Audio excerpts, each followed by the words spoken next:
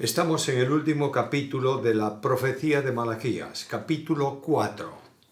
Voy a hacer la lectura, son 6 versículos, es un capítulo corto y dice así el Señor por medio del profeta: porque he aquí que está para llegar aquel día, ardiente como un horno, y todos los soberbios y todos los que hacen maldad serán como el rastrojo. Aquel día que está para llegar los abrasará, dice Jehová de los ejércitos, y no les dejará ni raíz ni rama. Mas a vosotros los que teméis mi nombre, os nacerá el sol de justicia, y en sus alas traerá salvación, y saldréis y saltaréis como becerros del establo. Hollaréis a los malos, los cuales serán ceniza bajo las plantas de vuestros pies, en el día en que yo actúe, dice Jehová de los ejércitos. Acordaos de la ley de Moisés mi siervo, al cual encargué en Horeb estatutos y ordenanzas para todo Israel. He aquí, yo os enviaré al profeta Elías antes de que venga el día grande y terrible de Jehová. Él hará volver el corazón de los padres hacia los hijos, y el corazón de los hijos hacia los padres, no sea que yo venga y hiera la tierra con maldición completa. Luego del diálogo entre el Señor y el pueblo, de las preguntas que el Señor formula y de las preguntas que el pueblo formula, Dios envía una visión de futuro para este pueblo, contenida en este capítulo, y comienza hablando de un día que está para llegar. El tiempo nuestro es un tiempo siempre lento y largo, porque somos temporales. De manera que a veces decimos, este acontecimiento tardó X años en llegar, pero al fin llegó. Pongo por ejemplo, la promesa de la venida del Señor tardó siglos en producirse, pero para Dios el tiempo no existe. Él vive en un presente absoluto. Y lo que para nosotros es lento y largo, para el Señor es inmediato. Y dice que está para llegar ese día. Lo está diciendo, lo está hablando desde la óptica temporal de los hombres. Y el día al que se refiere es el día del Señor. Y lo señala como día ardiente como un horno. En el Nuevo Testamento y en el Antiguo Testamento, en muchos lugares, se llama el día de Jehová, el día del Señor. El apóstol Juan, cuando escribe el Apocalipsis, dice que estaba yo en el Espíritu en el día del Señor. Y no está en el Espíritu pensando en el domingo. El domingo no se llama día del Señor en ningún lugar de la Biblia. Se ha llamado posteriormente a lo largo de la historia de la Iglesia, pero el domingo en la Biblia se llama primer día de la semana siempre, y es el día en donde los creyentes habitualmente se reunían para culto, para ser edificados y para partir el pan. Pero cuando la Biblia habla de día del Señor, día de Jehová, está hablando del día de la ira de Dios que vendrá sobre el mundo para juzgar a las naciones. Y de otra manera, es la última semana de la profecía de Daniel. Un tiempo de ira, un tiempo de problema, un tiempo de ardiente furor de Dios. Dios descenderá para castigar al mundo por su pecado, y dice que todos los soberbios que a lo largo de la profecía a ojos del pueblo habían prosperado y eran como grandes árboles llenos de rama y de fruto, dice van a ser exactamente como rastrojo que se arrima al fuego. El rastrojo es la paja, las viñas de hierba, las retamas secas del monte, etcétera, etcétera. Cuando tú acercas eso al fuego, desaparecen inmediatamente, son muy combustibles y se convierten en ceniza. Y dice que Dios en su ira los va a abrasar, dice Jehová de los ejércitos, y no les va a dejar ni raíz ni rama, es decir, van a desaparecer. Cuando voy al Salmo 37, el Señor me invita a que vea lo que va a ocurrir con los impíos. Abro un momento la Biblia. Salmo 37.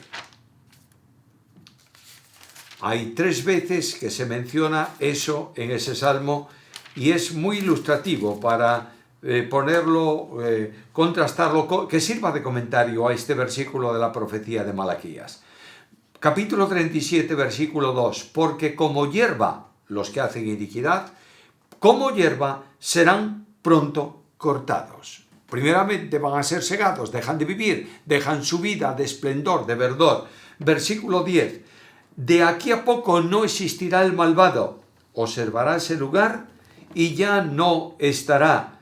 Versículo 20. Mas los impíos perecerán y los enemigos de Jehová como la lozanía de los prados serán consumidos, se disiparán como el humo. ¿Y quiénes son estos? Versículo 22.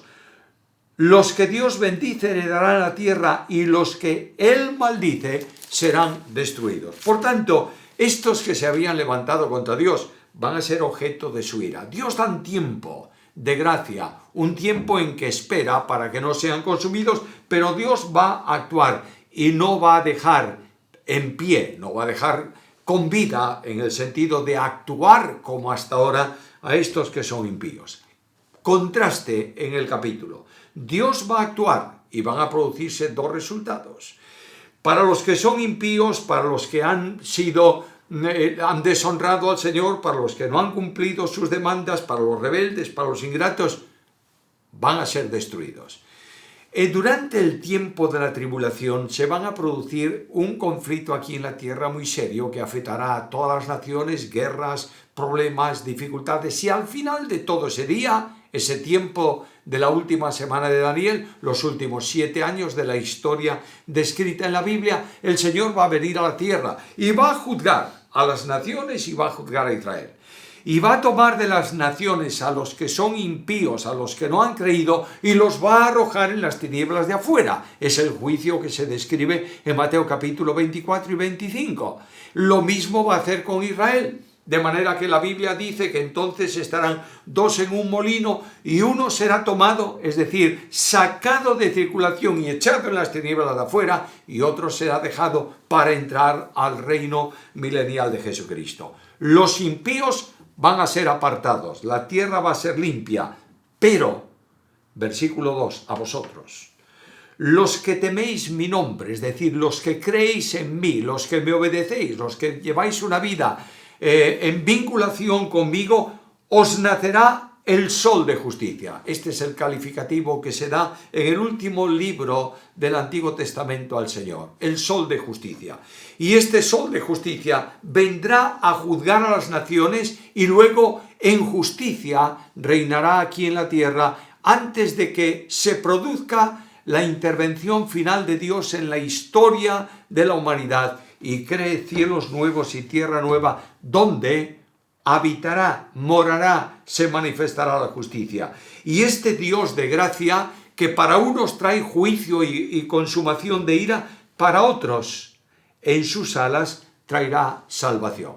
Notad que al pueblo de Israel especialmente se refiere en la profecía que cuando este conflicto aquí en la tierra se produzca, Satanás se va a levantar para tratar de destruir a los creyentes en Cristo, a los seguidores de Dios, y entonces Israel, el remanente escogido por gracia, será llevado, se le dará, dice Apocalipsis, las alas de la gran águila, y serán llevados al desierto, donde serán sostenidos por Dios un tiempo y tiempos y la mitad de un tiempo. Por tanto, hay esperanza para los que temen al Señor, para los que sirven al Señor. Hay juicio para los rebeldes que no le han obedecido y se han rebelado contra él. Y dice que estos que nace el sol de justicia y que traen salvación en sus alas, saldréis, saltaréis como becerros del establo. Es decir, como un ganado lleno de vitalidad. Comparado con esto, tendréis vitalidad, habrá gozo, saltaréis. ¿Y qué ocurrirá? Versículo 3. Vosotros hollaréis a los malos, los cuales serán como ceniza bajo las plantas de vuestros pies. Todos sabéis aquel texto de Pablo, que Pablo escribe en la carta a los romanos, en donde dice que Dios aplastará pronto a Satanás debajo de nuestros pies. E indudablemente aplastar bajo los pies, no es que los creyentes ejecuten un juicio sobre Satanás, sino que Satanás quedará por debajo del límite más pequeño de los creyentes comparados con un cuerpo. Por tanto, Dios traerá gozo, alegría y salvación, los enemigos hollados, los impíos retirados de tribulación, y la victoria para aquellos que están en relación con Dios será una realidad. En el día en que yo actúe, ocurrirá esto, dice Jehová de los ejércitos. Dios va a actuar.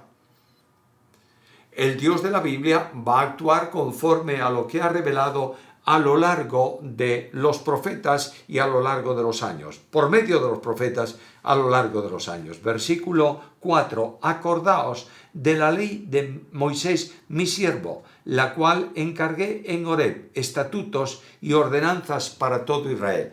Se refiere el Señor a la ley primariamente de los 10 mandamientos que ha establecido la condición moral, y luego a la ley ceremonial que indicaba una relación y el modo de hacerla con el Señor que la había dado y que era de obligado cumplimiento para el pueblo de Israel. Pero cuando yo voy a la Biblia me doy cuenta que el Señor toma aquella ley que estaba siendo tratada de forma solamente literal y le da la aplicación espiritual. Y una de las maravillas de aquella ley es que Dios no se fija simplemente en el cumplimiento externo de las obligaciones, sino en la disposición del corazón que conduce a ese cumplimiento.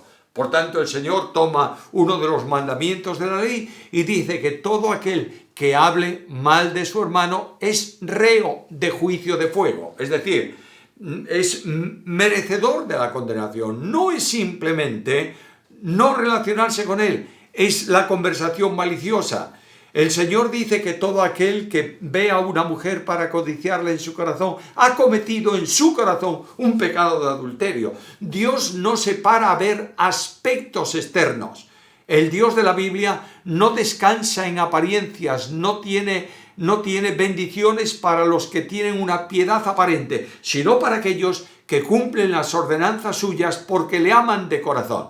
Cuando el Señor Jesús habla de cuál es la forma de dimensionar si le amas o no le amas, dice: si me amáis, guardaréis mis mandamientos. Por tanto, a estos que están tratando de vivir una vida de piedad, Dios los remite a la Biblia, a su palabra, cuando les dice: acordaos de la ley de Moisés. De la misma manera, la vida de piedad delante de Dios consiste en una senda de obediencia a la palabra. Una de las cosas que Dios está demandando al final de este libro con el que termina el Nuevo Testamento es lo mismo que demanda en todos los escritos del Nuevo Testamento: un retorno sin condiciones a la Biblia, un volver a la palabra de Dios. Acordaos de la ley. Aquellos de la antigua dispensación debían recordar el cumplimiento de los mandamientos, no solamente para hacerlos de pura teoría o de pura tradición, sino con un sentimiento espiritual de obediencia a Dios, y todos ellos contenían una expresión mediante la cual Dios hablaba personalmente sobre la vida a cada uno de los del pueblo de Israel. Dios llama a los creyentes a una vida de compromiso con la palabra. He aquí, yo os enviaré al profeta Elías antes de que venga el día grande y terrible de Jehová. La misma referencia, el mismo día, el día de juicio. Dios promete enviar al profeta Elías. Vendrá realmente, literalmente, Elías, el profeta histórico, para convertir el corazón de los padres y de los hijos, no de unos a otros, sino de todos ellos al Señor, antes de que venga, antes de que se cumpla la acción judicial sobre aquellos que no han creído. He mencionado antes de que el Señor, cuando venga, va a juzgar a Israel y va a juzgar a las naciones, y aquellos que no hayan aceptado por la fe la obra de gracia que el Señor prepara para ellos, en cualquier momento y en cualquier tiempo, estos no tendrán acceso al reino de Dios aquí en la tierra. Antes de que venga ese día, alguien vendrá a predicar. Pudieran ser los dos testigos en Jerusalén que se describe en el libro de Apocalipsis, que están proclamando un mensaje para aquellos de aquel tiempo. Puede ser que sean incluso los 144.000 que predican el Evangelio por el mundo, no importa lo que. Lo que sí habla el Señor aquí es de una operación en la cual Dios hará que el corazón de los padres se vuelva a los hijos y de los hijos hacia los padres antes de que se produzca un juicio. Y este volverse el corazón significa un arrepentimiento. Dios llama a un arrepentimiento a su pueblo para evitar esta acción judicial que él anuncia aquí. Ahora versículo 6. Hará volver el corazón de los padres hacia los hijos y el corazón de los hijos hacia los padres, no sea que yo venga y hiera la tierra con maldición completa. Es decir, habrá un remanente que hasta ahora se manifiesta como infiel a la voluntad de Dios, los hijos enemigos de los padres enemigos de los hijos, y habrá un cambio en la mentalidad de las personas, un volverse a Dios antes de que sean todos ellos castigados con maldición completa. Es decir, la maldición completa de Dios en este día de ira consistirá en la limpieza de la tierra y en el envío al lugar de oscuridad a aquellos que no han creído. Algunos tendrán una gran apariencia de piedad. ¿Recordáis la parábola de las 10 vírgenes en donde hay 5 vírgenes que han creído, tienen aceite, están esperando el esposo, y hay otras 10 vírgenes que no tienen aceite, pero que también dicen que esperan al esposo? Y cuando el esposo viene, se dan cuenta que las lámparas no alumbran, es decir, no hay vida en ellos, y le piden un poco de la vida que tienen las que tienen aceite, las vírgenes prudentes, y ella le dice: no podemos compartir el aceite con vosotros porque se extinguirá para nosotros y para vosotros. Id a los que venden y comprad aceite. Y en todo ese simbolismo trae un resultado y una consecuencia. Aquellos esperaban de forma aparente al rey que venía para entrar a las bodas, es decir, al reino de los cielos en la tierra. Pero solamente los que tienen el Espíritu, es decir, los que son salvos, entrarán al reino. Y aquí advierte el Señor: volveos a mí antes de que todos sean eliminados y sean lanzados al lugar de oscuridad, donde allí se manifiesta el llanto y el crujir de dientes. Dios hace una advertencia a su pueblo. La advertencia judicial de Dios para la Iglesia también es una realidad. Yo quiero que recordéis que en la iglesia en Corinto hay una persona que sabe que es pecado una práctica suya licenciosa, yo diría incluso incestuosa, y practica la vida marital con la mujer de su padre, probablemente o con toda seguridad con su madrastra. Y Dios, el Señor por medio de Pablo dice: convocada a la iglesia con mi espíritu en el nombre del Señor, el tal sea entregado a Satanás para la destrucción de la carne. No quiere decir que haya perdido su salvación, pero Dios entra en juicio con la iglesia. Un poco más adelante, aquellos que dividían la congregación, pero aparentemente eran muy honestos cumplidores de la ceremonia ritual en el partimiento del pan, en el cumplimiento de la ordenanza de Cristo. Algunos de ellos están enfermos, otros debilitados y algunos han muerto. Me voy a la carta primera de Juan, y allí el apóstol Juan me dice: hay pecado a muerte, por el cual yo no digo que se pida. Por tanto, Dios no permite, no transige por el pecado de la iglesia, tampoco. Y dice a la iglesia en Efeso que si no cambias de actitud, vendré pronto a ti y quitaré el candelero de su lugar. Hay iglesias que están prácticamente como una vela que ya se ha terminado y se va a extinguir en cualquier momento. Hay iglesias que han perdido membresía, hay iglesias que están siendo poco relevantes en el mundo, hay iglesias que están sosteniéndose y manteniéndose con su tradición y su historia. Y Dios está llamando a los suyos en la tierra en el día de hoy para que eviten una situación irreversible cuando Dios retira el candelero de su lugar. Por tanto, al final de este pasaje, quiero recordaros una iglesia que aparentemente es grande, es rica, es poderosa. Es la iglesia en la Odisea. Y esta iglesia en la Odisea está satisfecha de sí mismo. Está cumpliendo con los rituales propios del cristianismo. Está practicando los cultos de la forma que tradicionalmente se practicaban.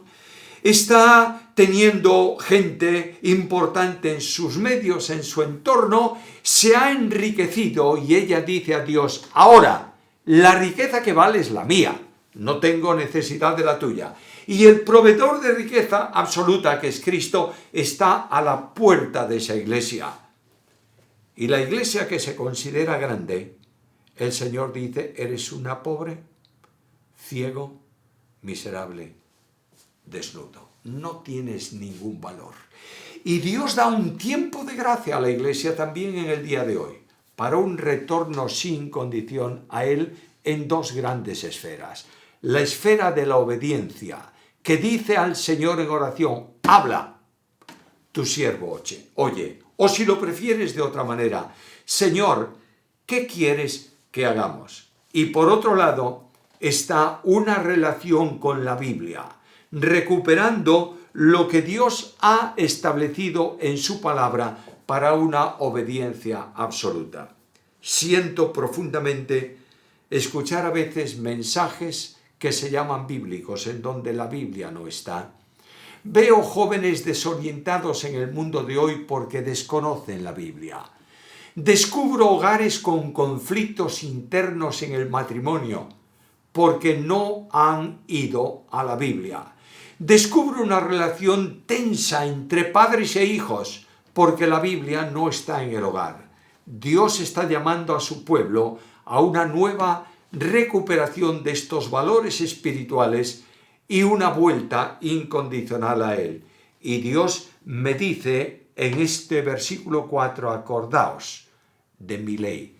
La ley de Moisés en el Antiguo Testamento era... El Antiguo Testamento se llama la ley en general, todo el conjunto del Antiguo Testamento. Pero la palabra de Dios es la ley que alumbra el camino del creyente. Y necesitamos un retorno sin condiciones a la Biblia. Ahora bien, decía el texto que los que estaban en disposición de obedecer a Dios hablaron cada uno a su compañero. ¿Por qué no lo haces hoy? Puede producirse un nuevo amanecer, un nuevo avivamiento espiritual en la iglesia si tú entiendes que debes volverte sin condiciones a Dios y lo haces hoy. Y hablas con tu hermano en la congregación y le dices: tenemos que recuperar nuevamente la obediencia a Dios y la lectura, estudio y sujeción a la palabra. Si tú consigues 2 y estos 2 consiguen otros 2 y son 4 y así sucesivamente, verás que hay un número grande de personas que están en disposición de volverse a Dios. Y cuando ese grupo de personas se vuelve a Dios, Dios se vuelve a ellos. Y la bendición de Dios se manifestará en medio de un pueblo carente de bendiciones hoy, porque se han ido alejando lentamente del Señor. De otra manera, como dice el profeta, se acerca a mí con su boca. Hay cánticos, hay oración, hay mensajes, no importa de qué tipo, se acerca a mí con su boca, con sus labios me honra, pero el corazón de ellos está lejos de mí. Y yo no voy a consentir esto, dice el Señor, por mucho tiempo. Queridos hermanos míos, si realmente la profecía de Malaquías ha hablado a nuestros corazones, si Dios por su Espíritu nos ha indicado que tenemos que producir un cambio en nuestra vida, nuestra responsabilidad es seria. Y cada uno de nosotros debemos volvernos sin condiciones al Señor para poder experimentar en nuestras vidas, en nuestras familias y en nuestras iglesias las bendiciones abundantes del Señor, mientras Él llama a juicio muchas veces a otras personas que le están deshonrando. Yo pido al Señor que su gracia y su misericordia sea eficaz y efectiva con cada uno de nosotros, los que hemos dedicado un tiempo a una consideración simple y sencilla sobre el libro de Malaquías.